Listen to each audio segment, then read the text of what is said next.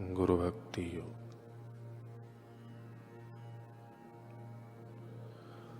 गुरु से धोखा करना यह अपनी ही कब्र खोदने के समान है।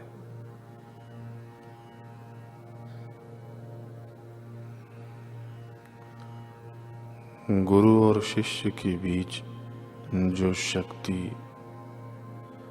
जोड़ने का काम करती है वह शुद्ध प्रेम होना चाहिए।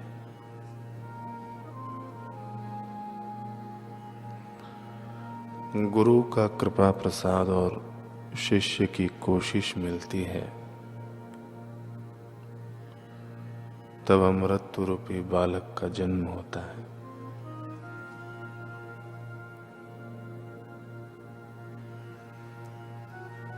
शिष्य को ज्ञान दिए बिना ही गुरु को उसके पास से गुरु दक्षिणा नहीं लेनी चाहिए।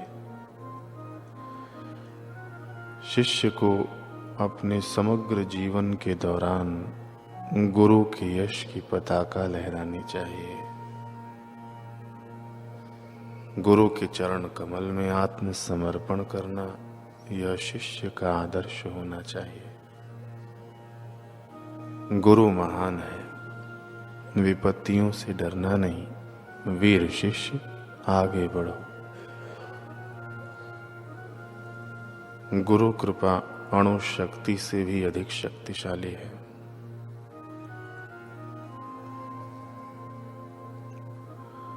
शिष्य के ऊपर जो आपत्तियां आती हैं वे छुपे वेश में गुरु के आशीर्वाद के समान होती हैं। गुरु के चरण कमलों में आत्मसमर्पण करना यह सच्चे शिष्य का जीवन मंत्र होना चाहिए।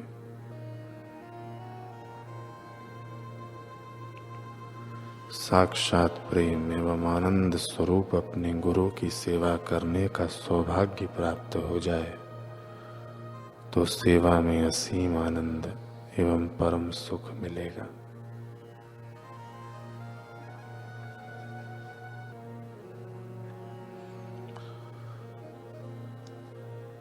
पद्म पुराण में आता है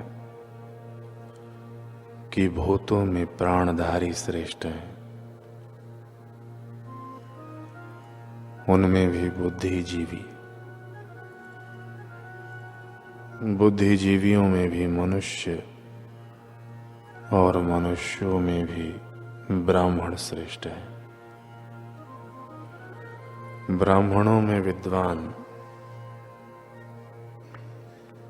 विद्वानों में पवित्र बुद्धि वाले पुरुष, उनमें भी कर्मनिष्ठ तथा उनमें भी ब्रह्मज्ञानी पुरुष सबसे श्रेष्ठ हैं। इस प्रकार ब्रह्मज्ञानी तीनों लोकों में सर्वश्रेष्ठ माने गए हैं, अतः सबके परम पूज्य हैं। उनका संग महान पातकों का नाश करने वाला है। महर्षि अष्टावक्र कहते हैं कि आध्यात्मिक उपलब्धि में गुरु का महत्व सर्वोपरि है। वे ईश्वर के साकार अवतार हैं। संत पथिक जी कहते हैं कि सद्गुरु ही जीवन के भवरोगहारी चिकित्सक हैं,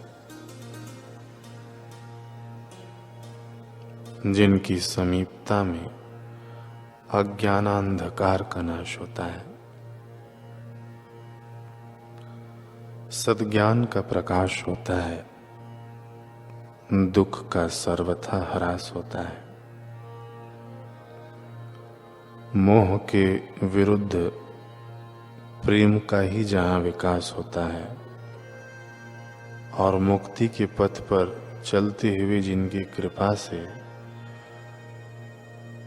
मनुष्य का नित्यानंद धाम में निवास होता है, वे ही सच्चिदानंद में ज्ञान स्वरूप गुरुदेव संसार में अज्ञान रूपी रोग का हरण करने वाले हैं। श्री रमण महर्षि कह रहे हैं कि ईश्वर, गुरु, आत्मा एक ही है। जगत से असंतुष्ट व्यक्ति जब शारीरिक वासना की पूर्ति के स्थान पर ईश्वर को जानने की अधिक इच्छा करता है, तब ईश्वर गुरु रूप धारण करके भक्त के समक्ष आते हैं, उसे सत्य का उपदेश करते हैं। पद्म पुराण में भगवान विष्णु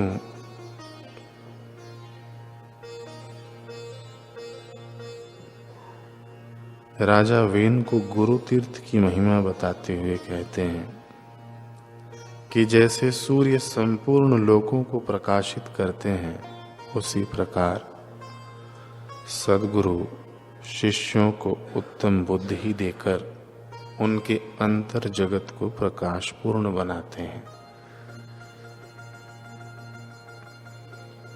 पद्म पुराण में आता है कि संसार में भटकने वाले मनुष्यों को तारने के लिए गुरु के समान बंधन नाशक तीर्थ दूसरा कोई नहीं है।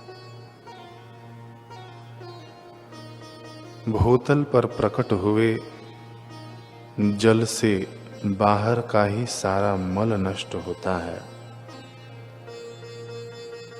किंतु गुरु रूपी तीर्थ जन्म मरण के पापों का भी नाश कर डालता है। संसार में जीवों का उद्धार करने के लिए गुरु चलता फिरता उत्तम तीर्थ है। महाभारत में सनत सुजात मुनि धृतराष्ट्र को कहते हैं, भारत, यद्यपि माता और पिता इस शरीर को जन्म देते हैं, तथापि आचार्य के उपदेश से जो जन्म प्राप्त होता है वह परम पवित्र और अजर अमर है। जो परमार्थ तत्व के उपदेश से सत्य को प्रकट करके अमृत प्रदान करते हैं, उन आचार्य को पिता माता ही समझना चाहिए तथा उनके किए हुए उपकार का स्मरण करके कभी उनसे द्रोह नहीं करना चाहिए। हमारे पूज्य गुरुदेव कह रहे हैं कि एक सद्गुरु ही तो हैं जो जीव को बंधनों से मुक्ति दिलाकर ब्रह्म में प्रतिष्ठित करते हैं। इसलिए जीवन में यदि उस शाश्वत सत्य का ज्ञान पाना है तो सद्गुरु की शरण जाना ही पड़ेगा। जैसे वृक्ष की नींव को सींचने से समस्त शाखा पत्र सहित वृक्ष हरा भरा रहता है, लेकिन केवल पत्तों को अमृत से भी सींचते रहो तब भी वृक्ष को सूखने से नहीं बचाया जा सकता। वैसे ही सद्गुरु के पूजन से शिष्य की सर्वांगीण उन्नति होती है। गुरु पूजा में सारी पूजाएं समाहित हो जाती हैं।